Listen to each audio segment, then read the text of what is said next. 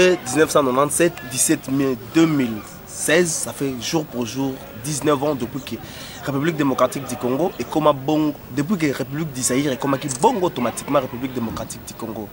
C'est vrai, 19 ans, bilan ezali, maramba rolo ezali, trobeta maswante mais biso to rokende koluka pona bino na mikolo zayo to luka kulut na biso mwanze Kongolo, to luka vieyan to mitun to tuna bango nanu. Yango tango bozo fanda boso bo sala afdel makanisa bino zaki nini pour lelo makamso changer na ndenga mala makamso pe changer na ndenga mabe mais wana za objectif na biso te pour la émission lelo. Maintenant quand on est arrivé wana na vent wana il y a démocratisation ya pays cela qui était il y a une multitude des églises. Il y a eu un réveil spirituel dans le Mboka. Le réveil spirituel, tout le monde qui va s'aller dans Botamaki est belé, puis l'église est Botamaki est belé. Dans le monde, la constitution de l'Église est un pays laïque, selon foi, il y a un monde à côté de ça.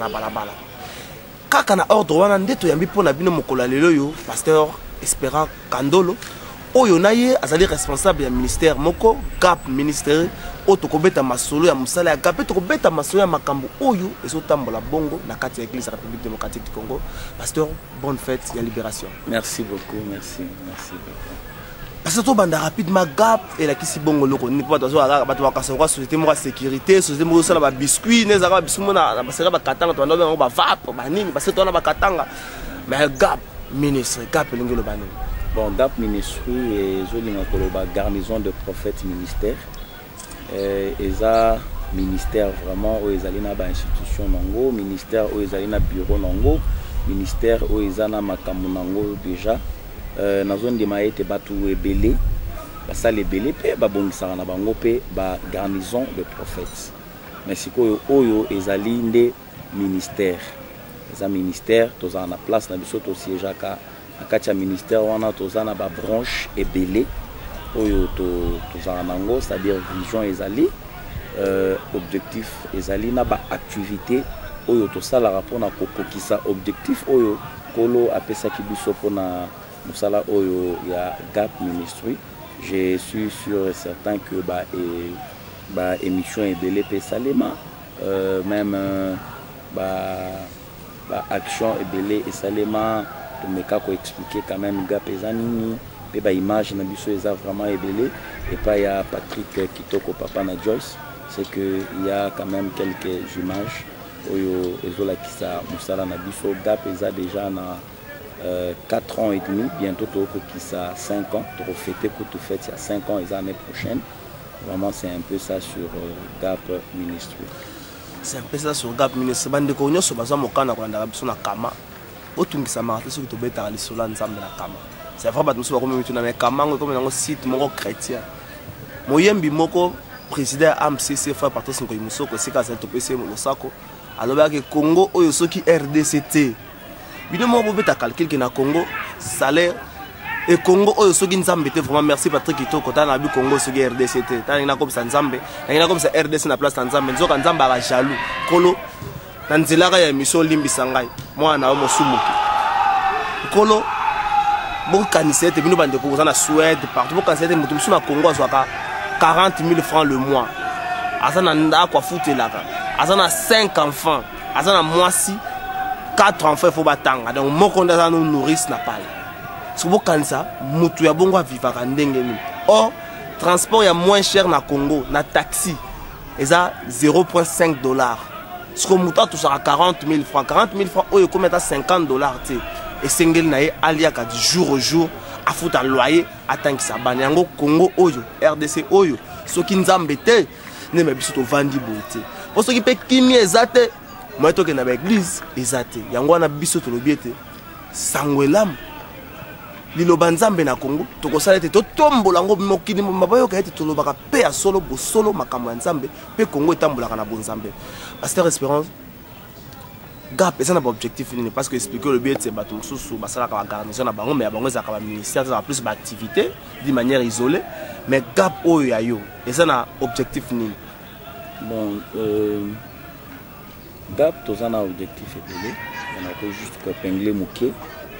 C'est-à-dire la plus grande objectif na kati na gap d'abord c'est restaurer les prophétiques qui est déjà la robeba makasi na mbora na biso. Aujourd'hui sur robeti les solo prophètes bato ba monaka un escroc quelqu'un qui vient pour demander, quelqu'un qui vient pour appeler ça yo tant ce message pour être aïba kozala quand même du gagne-pain quoi. C'est que on ne donne pas la valeur au ministère prophétique. Voilà, ça ils allaient objectif à l'Iboso, c'est-à-dire nous poursuivons à la restauration du prophétique dans notre pays. Nous avons pour ça vraiment ministère prophétique et appelé valeur nango ya l'Iboso. Oh ba prophète, oh nzamba bandaki ko loba ete ko telemisaka ba prophète. Alors les lots aux hommes bato baza ba prophète ba osa makambo eza vraiment na tinate les alibanda nzela ba fingisi kombo ya nzambe vraiment makasi. Alors c'est pourquoi nous on est là par la grâce et l'esprit de Dieu pour restaurer les prophétiques dans notre pays. On est vraiment objectif na biso liboso toujours c'est sous valeur na ministère prophétique. Na mbora na biso soki ba lobi que non un prophète passe bato ba pesier respect le roi prophète parce que prophète eza moto azoloba na par nzambe. Maintenant, ce que soit moto azolo bana part en nzambe bato ba ko repese confiance c'est pourquoi pour na ba erreur. C'est pourquoi objectif il y a Liboso na Katina Gap c'est restaurer le prophétique par les enseignements propres aux prophètes. Voilà, c'est-à-dire il y a des enseignements qu'on doit donner, c'est pourquoi na Katina ba activité na biso tozana était numéro to bengaka école de prophètes où on donne le rôle du prophète, la déontologie prophétique. Comment est-ce qu'un prophète peut marcher, peut se comporter? Il y a aussi une déontologie prophétique. Bien sûr que si. Un prophète, c'est un homme d'abord de principe. Un prophète, ce n'est pas quelqu'un qui s'est fait afficher partout. Non. La Bible les a clairs, tout le monde pouvait accourir tant qu'on a que prophète Samuel a dit. Parce que pendant que le yo bimara pas mbatté. Mais les lots, on voit des prophètes qui passent de maison à maison, partout. Dans la place, nous sommes beaucoup repérés sous valeur. Pourquoi? Parce qu'à côté, il y a le matali singa nyoka ana kachanda ko il faut na sala service. Alors, vous payez $300. Non. Voilà. Alors, il faut qu'un prophète soit enseigné. Le prophète a ensemble la mouton. Il faut sceller. Mouton a passé, on attend 500 francs au sombakis. Mais ensemble là, il faut sceller combien? $50. Tandis que Mouton n'a même pas 1000 francs. Voilà, alors quand un prophète est enseigné, il sait que non, j'ai reçu gratuitement, je dois donner gratuitement. N'empêche, ceux qui m'ont témoigné à Simbami, alors il y a un soutenir le ministère, il y a ça que yo komisango penda, il faut vraiment il faut opérer ça autant d'argent. Pour recevoir il faut d'abord maï nanga on a oteka, onction du nanga na oteka. Non, ce sont des choses où Gap Ministry a yependa na vision msusu pour na couper ça quand même les enseignements propres aux prophètes pour restaurer ces très grand ministère. Voilà, objectif na biso ami balé et ça que tu peux bien prophétiser et rester aussi dans la sanctification. C'est pourquoi sur le terrain logo na biso à Gap, tu as 1 Samuel chapitre 10 6e verset où Zoloba était et l'esprit de l'Éternel te saisira. Tu prophétiseras avec eux et tu seras changé à un autre homme. C'est-à-dire, on ne s'arrête pas seulement à prophétiser, mais à changer aussi à un autre homme. Au bon moment, comme nous sika, comme nous susu, les atégenos au sakoli, au susu sakola, au meli masangali sou makasi, au susu sakolo sali susu kobo makasi. Aujourd'hui, on a des prophètes ba au langwa avant les gana cher, à meli pena vin, à langwa les qui na cher. Non, Bible lobby ne vous énivrez point. Du vin, c'est de la débauche. Le contraire, soyez remplis du Saint-Esprit. Voilà. Alors, quand il y a Gap, prophète, tu peux bien prophétiser et marcher aussi dans la sanctification, marcher aussi dans la crainte de Dieu. Voilà. Objectif Nabiso, Mosusu, pour nous le vraiment ébélé, mais pour nous le bakaka, Moko, Mosusu, Eza que, Toza, Naba, tant Mosusu, Tobonsa, prière uniquement pour Namboka Nabiso. Au bon de la poète Nzambe a restauré l'église corps de Christ, Nzambe a restauré Congo Nabiso, Nzambe a restauré la continuation sur ton bord Nabiso. Parce que le lot pour me conduire konza, il faut la mutation sur culte, il faut bien bisaï bimana moana na propre, il faut bimana balé qui na propre, il faut bimana ba petit frère na propre, mais un homme qui couche avec ses propres petits frères pour avoir en ascendance, ça en autorité, na katia ministère songolo. Alors on voit des ministres qui vous font des choses très bizarres, qui font des pratiques incestueuses. Alors c'est pourquoi biso vraiment to Gap to yé pour na yango pour te nzambe ayeba lisusu kosunga même ministère ya mboka na biso, c'est-à-dire premier ministre na ba ministre na nyonso nzamba lo leba kosunga bango. Ce n'est pas des gens oyo azana kati occultisme wana me ba ebisie à sacrifier kaka bato. c'est que sacrifier na bato ya roboya refuta bato nda sacrifier bango siko elo ezo kamisa ngai c'est pourquoi biso to biso bitoke ko senko ko isa bango tant musu ba oboma biso tant musu ba ochela biso poison alors c'est pourquoi biso to obondela nzamba sima nde mitema na bango biso peler mo to zo rapé accès okuta na bango te parce que ba olinga na bango te ba na posa ba passer ba tombo ma makasi me ba te okosa bango ole ba yipisa bango ke no bino boko sala boete parce que monito mona kutu côté wana ba initiara bango na bamboka misusu bato wana ba ofuta ba travailler na bango salaire ya bien mais bango c'est on dirait malédiction moi que no ba futa ba salaire ya bien te voilà ce que bato wana biso to memango nde na kati na présence en Nzambe to bondela nde Nzamba sanctifier ministère c'est que ministère na gouvernement nyon soto ya matata pour nyon Nzamba sanctifier bango mutolinga se concentrer pour ça la buzoba na occultisme na moto Nzambe qui était tumbi bilo na endémique no il y a un Dieu puissant aussi au Congo voilà sur na komi convaincu cette prière na bino bokendaka ka oga basambela pour na mboka kendaka pamba te poto na mboka na biso un vice-ministre de Cirquois, un vice-ministre de Pétentique s'est masturbé dans son bureau. Derrière lui, l'effigie du chef de l'État, à sa droite, les drapeaux de la RDC. Quel massacre! C'est-à-dire, il y a mboka koleka, mutu oyo yaki koyiba na mboka libapa ya bakangi parce qu'on a Sony. Papa bobondi la rapport na Congo, mikolo lobeza moko na République démocratique du Congo, ngai naza Beni, na français moi je suis Beni. Na Swahili niko Beni, na Kikongo na mwa difficulté, na Chiluba muke Beni, na Chiluba na ape na mwa difficulté, mais naza Beni toloba ngobong poto swala linga naza Beni. RDC oyo soki Nzambe te. Apolo bibo compte wan cadre ka basali na Nzambe. Tout est les melina noana. On voit aujourd'hui les comportements basali na Nzambe. Et ça là été ba fidèle va perdre moi crédibilité envers bango. Masturbation wana ezaka kana ba politique te ezape na kati église parce que batu nyoso bazaka connecté na toile donc l'internet ba yebi nini ozo ba mikolo par rapport à basala Nzambe oyo ba se masturber toujours compter bango au-delà de 5 déjà ça fait beaucoup et batu wana entre guillemets za batu oyo ba mata parce que masturber na misu ya batu bino bon kata basala comment se fait-il un homme de Dieu peut se masturber? Or, moi je me dis, il y a un frère à moi qui dit chaque fois que quelqu'un qui se masturbe couche avec le diable, peu importe les sexe, à moi, soit c'est masturbe, à mon ballon, c'est masturbe, tu couches avec le diable. Dites-vous qu'un homme de Dieu qui se masturbe couche avec le diable, est-ce que dans son église, Dieu est encore là? Bon, en fait, merci beaucoup pour la moutona les sous makasi qui au koleka. Pourquoi? Parce que au Tuni, bisoto encadraka basali Nzambe. Parce que na katina gap, quand on rassemble basala Nzambe ba église belé, ba yaka na bango, bazana ba église na bango, bana ba ministère na bango, mais il y a aussi ceux qui n'ont pas de ministère mais qui sont serviteurs de Dieu, qui veulent rester au sein de la gap, na siège na biso parce que tu appelles na siège na biso, bien que tu organises ba activité très souvent dans la salle des fêtes, mais tu appelles na siège na biso. Alors na siège na biso o eza na rond-point Victoire na immeuble Edo na premier niveau, na siège na biso wana to yambaka pe basala Nzambe mosusu ana ministère na ye mais le bino na ye ozala parrain nanga parce que c'est moi le visionnaire ozala parrain nanga na ko parrainer na ministère mosusu ya le bino na ana posa ozala mentor nanga. Alors je dois lui donner la vision de la GAP ndenge Nzambe apesa parce que GAP eza au moins tozana 4 déjà extension na Lubumbashi eza na Katanga eza mibale na Mbujuma eza moko na Luanda eza pe moko. Voilà. Alors gap batu oyo bayaka wana tolakisaka bango d'abord lolenge nini il faut pas se comporter na Nzambe lolenge nini il faut ba yamba iloba na Nzambe wana. Alors soki aye to yebisi que non biso na gap tolinga boye tolinga kate. Alors il faut osala effort yope osala oyo Nzamba kotalisa biso. Aujourd'hui il y a se masturber na kati na nini na kati na église. Se masturber d'abord c'est un grand péché. Pourquoi? Parce que tu es en train de jeter la semence par terre. Ceux qui t'ont na kati na Biblia, tout le monde a bien que non.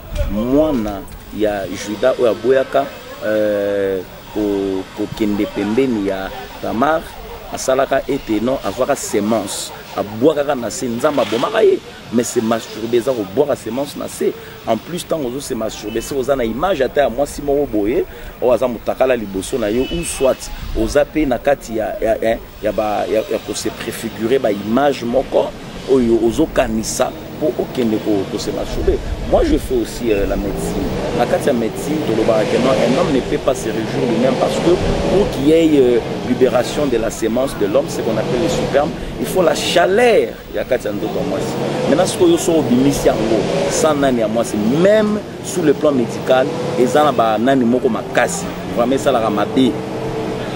Bon, ceux qui sur le plan médical, ils ont des conséquences à ma vie. Et bon, sur le plan spirituel, c'est pas passer au bas ce sont des gens qui n'ont jamais été appelés par Dieu, mais par contre, uniquement pour la uniquement pour la banda, pour la mamitoka. On a l'église Maléwa, on a l'église boutique. Voilà. Parce que l'église Maléwa, papa, on a l'église Maléwa, c'est l'église juste qu'à poser à Rolia.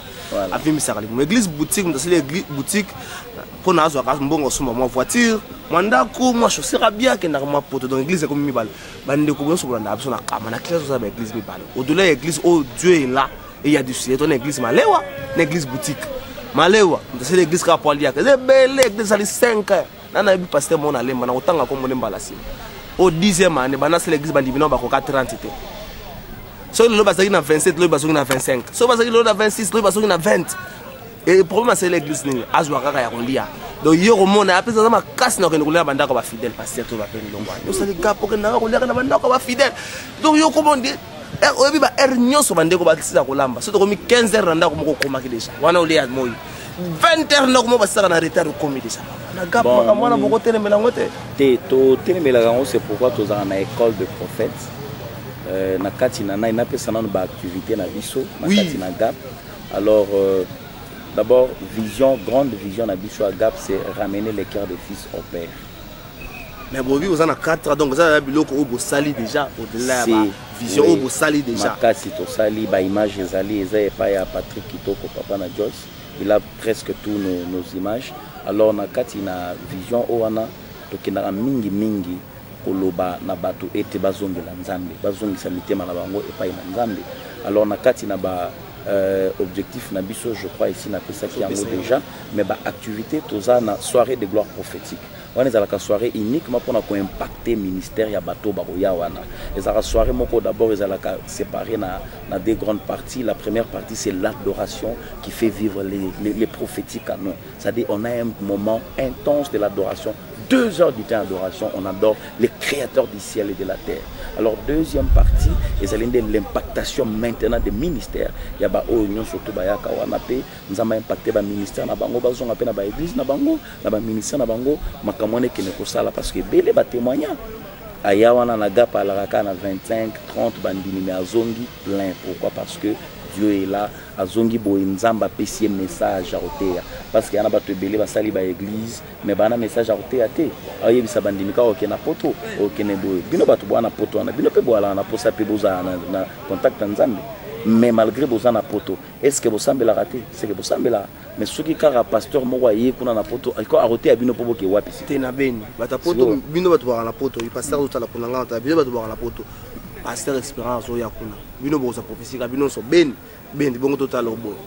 Voilà, alors mon isikoyo, c'est pourquoi tous à la Nathan on a une soirée de gloire prophétique, activité mi balé et za colloque. Colloque on a ils échange. Oto yaka mingi pe ko sala eza débat moko nani approfondi intellectuel oto zo vanda tout autour eza ba chrétien penate to ko na bato vuvamu to ko na ba musulman to ko ya même atana ba un ministre mais ayebi ne lo bana nzambe mais ana musa nzambe te avant de sali débat il nous parle de ce que il faut nzambe asunga na ministère songolo ya mboka na biso. Alors bato vuva muto soli pe na ba pona l'exa bango que non seul Jésus-Christ est Dieu. Jésus-Christ n'est pas le prophète des blancs mais il est le prophète de toutes les nations, il est le sauveur de toutes les nations. Alors ba musulmans pe ça ils ont vraiment débat mo ki to makasi très enrichissant où ils ont vraiment échangé, toujours échangé pour avoir quand même l'éclaircissement sur la parole de Dieu et surtout situer l'église par rapport au temps où elle est en train de traverser. Voilà, activité Moussoussou, les alliés école des prophètes. Nous avons vraiment une école des prophètes où nous avons Makasi, l'école des prophètes où tout le temps prophète. Activité Moussoussou, Moussoussou, Asuka, ils ont des conférences. conférence en Déotota et ça le 10 avril 2016. Je crois que bah image beaucoup monde est en calamité, bah image collecta. Au moins on a musala autour sala na kati na gap ministre. Voilà. Papa na kati gap ministre toujours qui est malé mais la souka. Vous comptez à peu près aujourd'hui combien de membres? Bon, d'abord na kati ya gap ministre to sangisara mingi ba plus de 800 personnes. 800 personnes. Même chose que 450, 500, 600. Mais au qui ça là dernièrement, vraiment, c'était plein jusqu'à la marche, bien que Mboula et Béranger qui mais la salle était pleine, c'était au-delà de 800. Alors, Nzambe na Lola Asunga Bissome, parmi les 800, il y a des pasteurs. Il y a des hommes de Dieu, des prophètes, des évangélistes, ils ont leurs églises. Mais les membres propres, Nagap, ministre, il y a des membres, il y a des églises, mais il y a un ministère à Gap. Alors, parce que tu as la Primitive Church of the World, ils ont une vision, ils ont une église, ils ont une alors tu as la Primitive, mais il y a mingi membres, ils ont au-delà, il y a 400 déjà. Au-delà de 400 déjà, papa, malé mais tout pour ça na moi malé mais la souka de là tu obéta ma campus tu obéta mingi gap na avenir mon proche gap azo bongisa ni. Bon, d'abord na kati ya gap tous en activité mon communene il faut tout ça là bientôt là avant toujours dans la 5e édition à Gap, mais toujours dans la deuxième phase. Mais avant tout ça, la deuxième phase, toujours en activité, mais toujours bon ça. On a pour ça tout yamba veuve, orphelin, parce que dans la Gap, ils ont une fondation AVJ Fondation, c'est-à-dire allons visiter Jésus Fondation.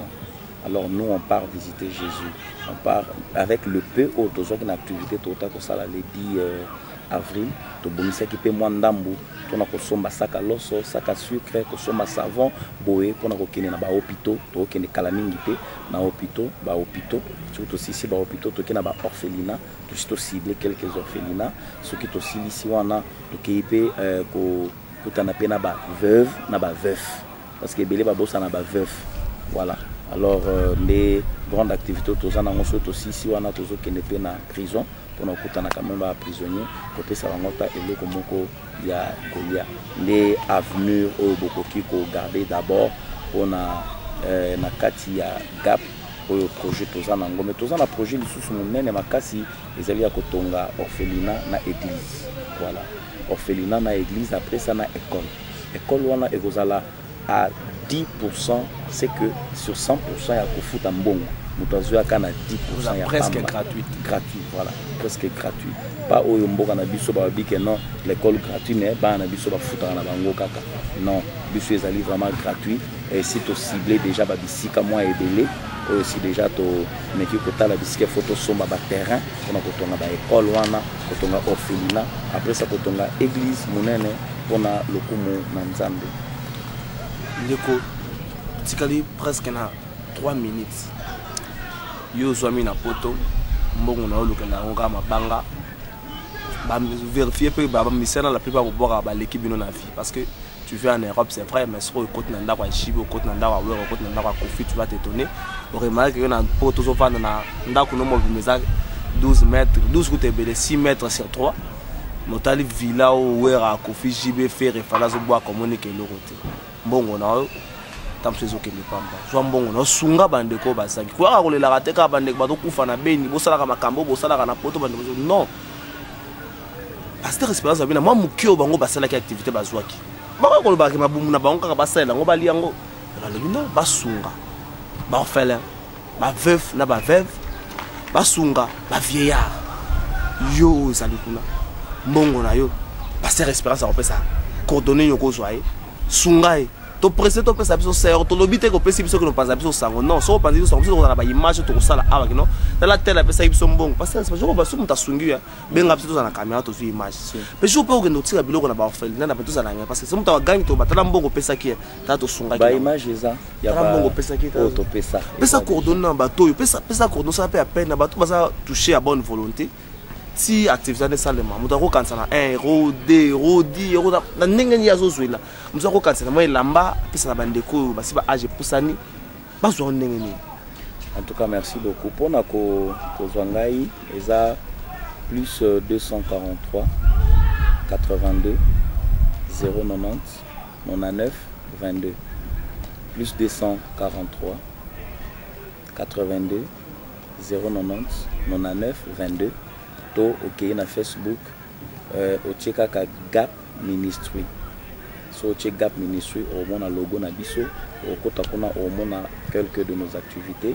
Ce qui est ngai moko Espérant Kandolo au kota na Facebook nanga au monanga. Alors nani na biso ya nani nanga eza boîte email nanga eza pasteur Espérant Kandolo @gmail.com pasteur Espérant Kandolo @gmail.com. Voilà wanande oyo okiko kota na biso en contact osunga musala oyo. Je crois que Batebele Bayebi, même Patrick Ayebi, nous on est là, on travaille pour les enfants de Dieu. On a des images. Il y a autre chege, bana ticket, indigents, les enfants de la rue, on leur donne à manger, on leur donne l'argent pour te somber les bango bassurage, tout ça vraiment bango nani bien. Ils sont là. Un jour tu vas vraiment na otuko tu vas na ba misusu tant on a zoya awa na émission na Kitambo, na otuko na bango.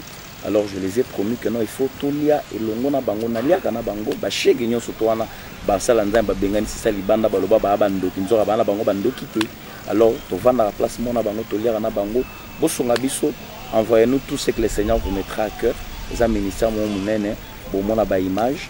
Alors olonzambe akozanga kopambola binote na yo mutolandi biso na notikala koyamba Yesu Kristo te lokwa mokonzi pe mobikisi na yo na profiter na occasion o kosenga yo donne ta vie à Jésus. Tika kindumba, tika ki lesbienne, tika ki homosexuel, kangama na nzambe akozwa yo en charge. Tika kobimana ba mama mikolo pose ba document, nzamba repeso ba document. Nous on a prié pour des gens bazo ba 10 ans mais akena poto salika 6 mois pamba. Alors nzambe akoyeba kosunga yo, tamona na obanga nzambe tika komela masanga, tika kofingisa komona nzambe. Baboti no batika la awa bateka lupango po yo kende ko luka. Osunga pe bango mais yo komeka kosunga ba musicien, okomeka kosunga kaka batu ya nini ya pamba okomeka kosala vraiment kinduma na boîte na tongo, na boîte na butu ezana ngona tina te yake pa na Yesu Kristo pesa mutema na pa na ye akosunga yo nzambe apambola bino. Nzambe apambola bino yake pa na Yesu Kristo pesa mutema na yo akosunga yo. Yo pe prophète pesa akaba prophétie ke bana bato bazali bandoki. Yo pe prophète pesa akaba prophétie o mbana na kutu tata mwasi na bino alingaka bino te. Tala kutu ye kutu muto leki papa na bino bimisa bana bato mususu na balabala. Bana bato mususu bakoma basheki. Prophétie wana ezali malamu te. Prophétie ya malamu ezali oyo esangisaka oyo etambolaka na kati ya Biblia place moko te tomonaki na Biblia Jésus avait pour mission kobenga na bato yango wana na gaps ezali esika moko malamu yo pe oyo moni ete oza na Suède oza na Paris oza partout moni ete oza mosala na Nzambe mais ozanga mwa ba maîtrise mosusu oki pe kozala na ba coordonner ozwi ya pasteur Espérance oki pe kobenga ye pour le koyeba ndenge nini ozwa encadrement okoma mosala na Nzambe moko mature et mieux osala mosala nzambe na ndengo elongo banali pasteur Espérance to komi na suka to kyote le malelo pe to bosa ndezo le 17 mai passer moi message pour na mboka. En tout cas na komisi nzambe makasi po na mboka na biso nzambe azokoba toujours kosunga ezana ba makamoko eza positif o to somona depuis Afdel ayako kangola mboka oyo na maboko ya impère. Alors oyo ezapé négative eza vraiment ebelé auto se plaindre vraiment makasi ezapé ebelé tozana bosenga pe na posa ete nzambe na Israël ayeba lisusu kosunga ba oyo baza vraiment likolo ya mboka na biso bazo kamba apesa bango motema bonzambe basunga vraiment mboka na biso on dirait bana volontaire kosunga mboka te. Il y a des gens qui souffrent beaucoup bana yana batu biso to kena na ba hôpitaux. Il y a des gens moto akufi po azangi tonga 100 francs. Alors eloko nga na kosenga vraiment na ba congolais nyonso tokoki ko bonde na biso eza malamu mais to réclamer pe ba droit na biso mais na ndenge ya malamu bino pe bato boza kuna na poto bozolo ba ono béni oh je suis béni je suis ceci. Nous on a des images, on a des frères bazo kufa kuna, alors siko nini o bino pe ba ko contribuer pona nini po ete mboka na biso ezala pe malamu, alors bo contribuer na nini na prière na bino pe kuna ezaka ko réclamer ka bongo te biso pe to contribuer na prière après prière tozo kende pe koloba ke note en tout cas toza na posa kimia ekota na béni. Alors je bénis la RDC Congo, je bénis vraiment tous les bateaux au bazana souci ya ke mboka na biso pe etombwama ekende pe liboso lokwa to gendaka na bamboka mususu kuti pe na keno kana Afrika me baza bien biso pe kolo nzambe asunga mboka na biso tozala pe bien congolais zala na kimia nzambe akosala quelque chose pour na mboka na biso congolais zala na kimia nzambe akosala quelque chose pour na mboka na biso wenzaki loba suka la pasteur to rappeler te tozana IPJ Prince de Liège avenue 24 aux Arala Kala 24 novembre comment les lots avaient une délibération tu évites ceux qui battent la libération même si tu es là on a banzela bachango mais 24 comment quand même libération parce que rebi que awa équipe moi mnene s'entraînera Dragon Dragon Bilima équipe moi mnene Dragon Bilima équipe moi mnene pour eux ça que moi na peut béni carrière nous a prophétie toni olo bana moi na mo bongote lo basuka bon na pamboli bango na kombo na Yesu Christ bakene liboso bafuluka pe nzambe a assister bango bakoma pe batu minene bakoma pe vraiment basala pe makamwa minene bako ba coach minene babi mape kuna baleka ba Ibenge baleka pe ba José Mourinho vraiment ba joueur minene ba bima wana baleka ba Messi baleka ba Cristiano. Merci papa. Bonne fête.